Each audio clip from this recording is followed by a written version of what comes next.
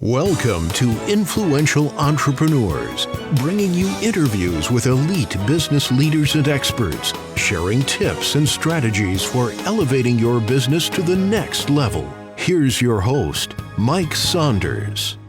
Hello and welcome to this episode of Influential Entrepreneurs. This is Mike Saunders, the Authority Positioning Coach. Today we have with us Matthew Pollard, who's the rapid growth guy, and we'll be talking about his books and his approach to serving entrepreneurs to help them grow their business. Matthew, welcome to the program. Mike, I'm excited to be here, mate. Thanks for having me on. You are so welcome. And I always love when I hear about, oh, hey, what's your business name or what's your, expert title? And when you hear certain words, you're like, okay, that sounds good. The growth guy. That's cool. But growth in what? A decade? I love when I hear the rapid growth guy, because let's dig in and roll up our sleeves and grow fast. So let's kind of get a little bit of that background and story. You transitioned from commission only door-to-door sales, and then you founded your company. Walk us through kind of your story and your transformation and what sparked you to shift from like a sales rep to a strategist and a coach. It's really interesting. So when I moved, I'll explain the first question first, because I think that a lot of people that are listening probably feel that if they're introverted or they have a quiet demeanor, that they just can't sell. And for me, I'm the last person that should ever be talking about sales and marketing. And what happened was I had a reading speed of a sixth grader in late high school. I was super introverted. I had really bad acne, and literally my family and I agreed that at the end of high school that I would take a year off to find myself. And I mean, I was lucky. At the age of 16, I got diagnosed with this thing called Irlen syndrome, which basically means I put on a funny pair of colored lenses, which didn't exactly help me with my confidence. And I could learn to read, but just not like everyone else. I had to start the process. I was just exhausted by the end of the year, by the end of the high school. And we all agreed I was going to take a gap year. So I took a job at a real estate agency. And before people say, oh, he's destined to be a salesperson, I was the guy in the back office doing data entry. Problem was, 3 weeks in, my boss pulls me aside. He's like, Matt, I am so sorry to tell you this. We just got a phone call from head office. You're out of work. They're shutting down this premise. So There was no jobs. I mean, this is Australia at Christmas time. And I'd promised my dad, who'd broken his back 80 hours a week supporting the family, I was going to support myself. There was no way I was going to go home without something lined up.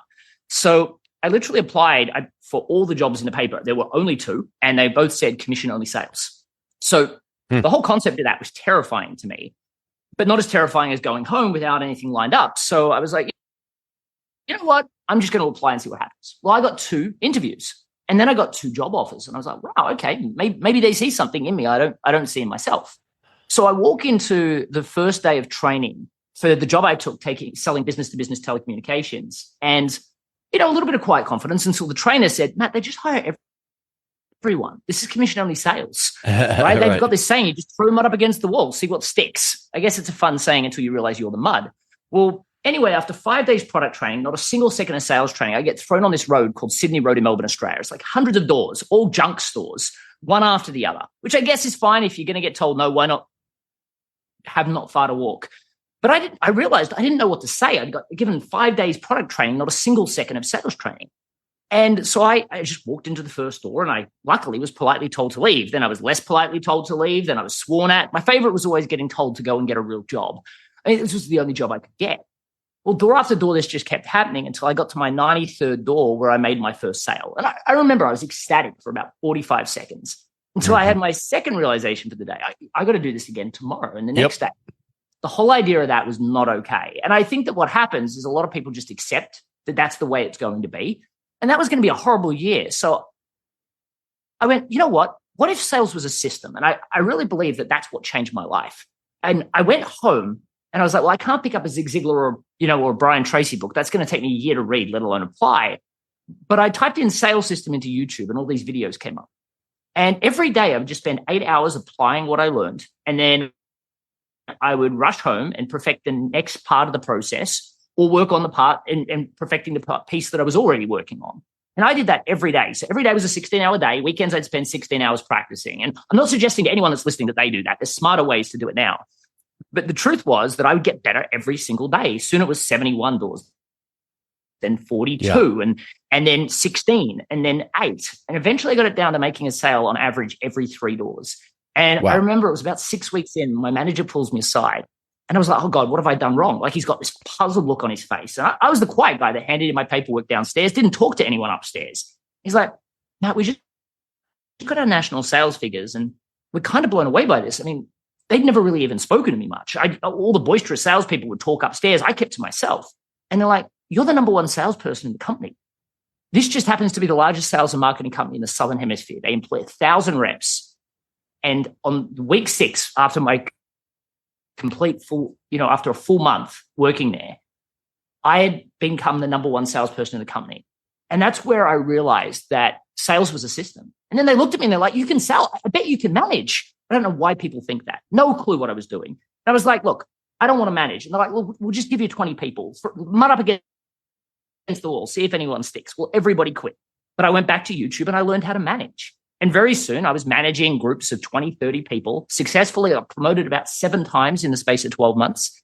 And about a year later, I decided that I was going to start up my own business. And anyway, fast forward just shy of a decade, I've been responsible for 5 multimillion-dollar success stories. Wow. And you did it like the super hard way. You were driven, you were on 16 hours a day, YouTube, stopping, pausing, taking notes, and then implementing. So like you said, there's easier ways today to get that done. But something you said just a second ago made me think of a question. What's the difference between a system and a script with respect to being authentic and real? Meaning this, I know that we've all been to sales trainings that go, start with small talk and then find out what their dream is and find out where they are now and find out that gap and put the knife in and stick it into they feel that uncomfortableness in where they are now. And how can we get you? That's a script, right? Maybe it's not word for word, but it's a framework and a script. So talk a little bit about how you created a system to not feel like a script so that it's really, really authentic. It's interesting. I feel like, firstly, a lot of people have an issue with the word script. And don't get me wrong, I don't want people to feel scripted. But the fact of the matter is that, especially, and we should talk about this because I feel like there's a lot, like I call myself the rapid growth guy. I speak specifically to introverted service providers. Now, that's not to say I don't have extroverted clients. I actually have many. It's not that I don't have product-based clients. I have many. But I'm very specific when I'm on podcasts like this, when I'm speaking from stage, that people understand if that's the type of person you are, you're my people. And that makes selling so much easier because they see me as the only logical choice. So there's a lot you can do before you get to sales that makes sales so much easier and makes the system so much easier. Because if you remove a lot of the variables for the people that you're attracting, then all of a sudden sales does become a lot more, I really could press play on a tape recorder. Gosh, I just showed my age there, didn't I? I could press play on the MP3 or what it is these days. But you really could just press play and pause for people to say their pieces in between. Because, I understand the introvert psyche a lot of times better than they know themselves. And a lot of people that are listening are like, oh, I've got lots of types of customers. It's different for me. And it's like, yeah, but there is a group of people that you understand better than everyone else, or you deliver better results for. And if you just focus on messaging to them, you know what? Extroverts will say, I'm not really introverted myself. I'm actually extroverted. But, I know for a fact that I'm selling myself and I feel uncomfortable. So I feel introverted. Or, I'm never going to be able to sell my business unless I stop becoming the primary salesperson. So I need a sales system. So the difference in my mind between a sales system and a script is, and it's funny, so my book's called The Introvert's Edge. And a lot of times, my publisher hates me when I say this, in fact, but I say, go to theintrovertsedge.com and you'll be able to download the first chapter completely for free. And because I'm so passionate about helping introverts realize they're not second-class citizens, their path to success is just different, I'm like, download the first chapter. First, I'll give you unparalleled evidence that as an introvert, you can actually outsell your extroverted counterparts. But then secondly, I literally outline the full 7 steps of a sale. And I'm like, if you do nothing more, then just put what you currently say inside those 7 steps. A couple of things will happen. The first thing is you'll realize some things don't fit. Throw that out. You shouldn't be saying it to customers. The second thing is you'll realize there's some big things out of order. Fix that. That's probably why you're forced to talk about price way too soon. And then thirdly, you'll realize there's some gaping holes. And usually that's around asking not questions, the right types of questions, and telling stories. And I don't mean testimonials and case studies. I don't mean humble brags. I mean stories that really show that you understand the person that you're talking to and their unique needs.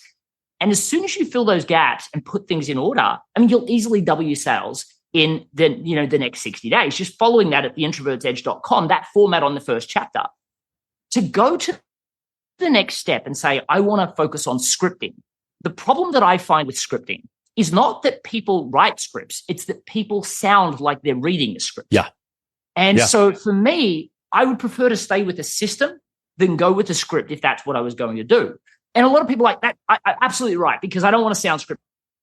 And I'm like, just do me a favor. Tell me what your favorite movie is.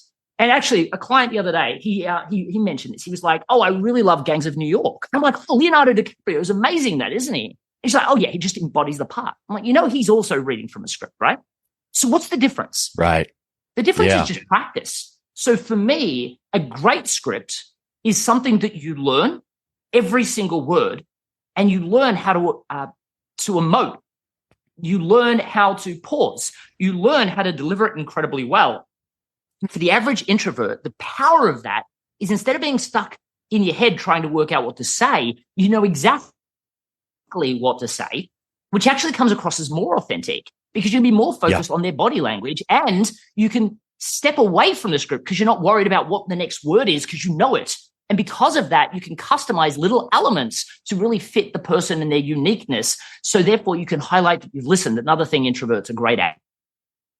And probably you would know the research more than me, but probably an introvert would probably deem themselves as, I just like figuring things out, working in the background, fixing puzzles, fixing things. Well, in reality, what you just described there is someone in the background listening for clues in a conversation and then applying that air quotes script properly. But the big thing that I want to bring up is, isn't it also true that in reality, sales is just having a great conversation with someone, believing in a product or service that you are representing, discovering some problems that someone has and going, well, hey, this might help fix it. And it's really a conversation, and it's also a solution that if you do it the right way and you believe in and have a good product or service, it should be a high five all the way around. It should not be fitting a square peg in a round hole. So really, if you approach it through who can I serve and how can I help improve their life personally, professionally, whatever, that then takes the sales element out of it a lot of the time. It's a really interesting question because especially in today's world, a lot of sales are done over Zoom calls. And it's when people ask me, like, how do I do small talk at the beginning of a Zoom session? I'm like, well, if you've got a booked session, the truth is people don't want to do small talk anymore, and storytelling. And I know that people are going to have big issues with me saying that, but the fact is storytelling is one of the most unparalleled rapport generators. I know people think small talk's better. It's not true.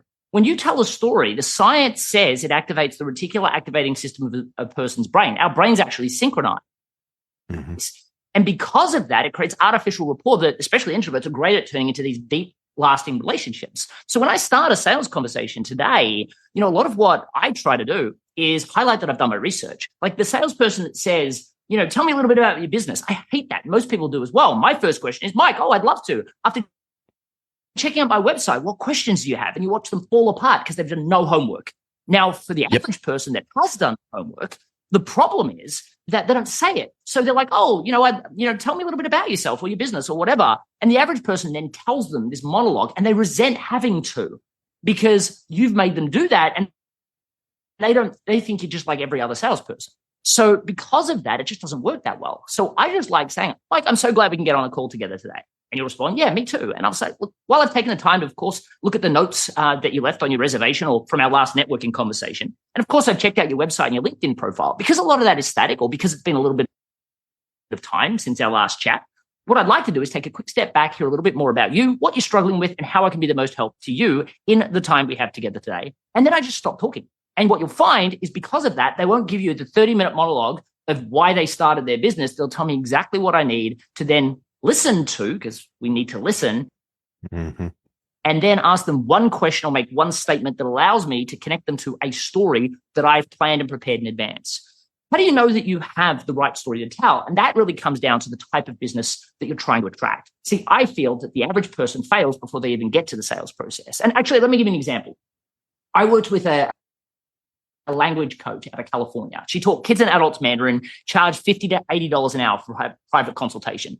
And there were all these people moving into California willing to charge $20 to $30 an hour just to start their businesses. There were people in China offering to do it, thanks to this global economy we live in, for $12 an hour on Craigslist. Now, and thanks to our friends in Silicon Valley, people are offering to do it for free. I'll teach you Mandarin, you teach me English.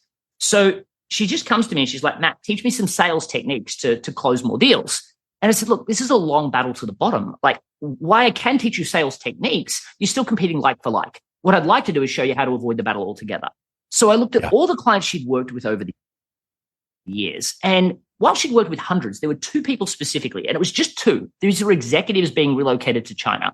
And she helped them with far more than just language consulting. She helped them understand the difference between e-commerce in China and the Western world, the importance of respect. Like, you can't learn the language, you've got to reduce your accent, how to handle a business card, the difference in rapport. Like, for us, we might at the end of 45 minutes in a sales conversation, if we're bad at sales, say, do you want to move forward? And if we hear, let me think about it, and we hear that again next week, we know we're not getting the deal. In China, they're probably going to want to see you 5 or 6 times. They're probably going to want to see you drunk over karaoke once or twice before they even discuss business. And the reason for that is they're talking 20 to 30 year deals, not 12 and 24-month contracts. And she helped them understand all of this. Like, Wendy, you're doing so much more for these people than just language tuition. What are you doing? She's like, well, just a few things. I'm just trying to help. Like, you're stuck in your functional skill, and everybody listening is too. I said, is it fair to assume as a result of the assistance you're giving these people, they're going to be more successful in China? And she's like, that's the point, right? I said, great, then let's call you the China Success Coach. Forget about Mandarin education for a second. Let's create what we ended up calling the China Success Intensive. Now, she loved the idea of this, but she's like, well, who do I sell it to? I said, well, who do you think? And she said, well, obviously it's the executive. And I'm like, that makes sense. I moved from Australia to the US and I was terrified. Imagine going to China where they speak a different language, but I don't think it's the right client. She's like, well, then the company would pay. I'm like, I get that. A lot of times they've got millions of dollars riding on the executive being successful. I still don't think so, though. Now she's frustrated. She's like, well, who then? And I said, I think it's the immigration attorney. Now she looks at me like I'm speaking a foreign language. I said, think about it for a second. These people make $5,000 to $7,000. They'd be lucky to make $3,000 in profit after they cover marketing costs, cost of doing the visa, all the bureaucracy that comes with that, their staff, their rent. I said, so just go meet immigration attorneys, offer them $3,000 for a simple introduction that results in a sale. They love the idea. They're like, a simple introduction? Sure. What have I got to say? She just had them say, congratulations, you've now got a visa. I just want to double check. Are you as ready as possible to be relocated to China? And the executive would always say, yeah, I think we're good. We got our place sorted now. We learning the language. Kids are getting pretty good at it too. We got our visa. Thank you. Yeah, but now that you mentioned it, why do you ask? Because that might uncover something, a curiosity loop for them. That's all it was. And what happens is people would say, I think you need to speak to the China Success Coach. There's more to it than that. She'd get on the phone, easiest sell in the world. They were terrified to go. Organization was motivated to pay. She charged $30,000 for doing this, minus a $3,000 commission. She made $27,000 for the easiest sale in the world instead of hustling every day to make $50 to $80 an hour. That's how you become the logical choice. You need a unified message that separates you from everyone. You need to know your market. And then after that, sales is a breeze. Most people say, oh, I need to learn how to sell to get more customers at higher prices. And I'm like, no, you actually need to learn how to attract the right clients. So sales is easier. That what you just said there is, as you would agree, a 3-day, 8-hour-a-day weekend seminar in and of itself. How to identify and your ideal customer profile, your target audience, what drives them, what are the motivators, and then how do you get in front of them, and then how do you do what you just said, you story selling and all of that. So I think, like you just said, it takes a system. And if you want to have those rapid growth results, you've got to have a system, and you've got to, follow someone that has figured it out and put it together. And, nobody listening to this right now wants to spend 16 hours a day or an hour and a half a day, trying to figure it out. Just show me what I need to do, teach me. And I know that's what you've got. So give us a 30,000 foot overview of your system and course, and then how can people learn more and connect with you? I appreciate you asking. And I think that that's one of the things that most people need to look and understand. I mean, for me, yeah, I had to really work hard when I first started to figure out the system. But the fact is, we all get the opportunity of standing on the shoulders of people that have come before us. And back then, all I had was YouTube, and YouTube was really a new thing back then. So today, we really get the opportunity to learn from people that have come before us. And I think for the average person that hates networking because, they go in and they say, what is it you do? Oh, I'm an accountant. Oh, I'm an accountant. How much do you cost? Now we're talking about price. We just met. Yeah. Or, I've already got an accountant. Now it's awkward. You need to know how to introduce yourself. That's why I call myself the rapid growth guy. And when people ask me, what exactly is that? I then don't lead with the elevator pitch because I feel like that's the worst thing in the world. It sounds so transactional. I lead with what I call a passion and mission statement. And for me, that's one of the most profound things for attracting the right types of clients. And again, I cover that in my book, The Introvert's Edge to Networking, which again, you can download the first chapter at the Introvert's Edge to networking.com. I talked about where you can download the first chapter of the sales book. I think for the people that are listening though, what most people really need to do is create their unified message, their version of the China Success Coach, or in my case, the Rapid Growth Guy. And for that, if people go to matthewpollard.com/growth, you'll be able to download a template. Now, I would recommend that you don't do this with a partner, but don't do it with somebody that's in your own industry. And so maybe get them to listen to this podcast, share it with somebody else that's not in your industry, and then get together for 2 hours and work on them for an hour and get them to work on you for an hour. This template will help you create a unified message, discover your niche of willing and wanting to buy clients. It's funny, I did this at the National Freelance Conference. Gosh, it would have been 2 years ago now. And at the end, I said, look, do me a favor. Put up your hand if you now believe you've got your unified message and you've discovered this niche of willing and wanting to buy clients. Like 97% of the room put their hand up. The sad part was, I said, look, do me a favor. Just keep your hand up if this is the most time you've ever spent actively working on your marketing and your business. And about 85% of the room kept their hands up. The whole session was 90 minutes long. That's why I'm saying, get somebody to listen to this podcast.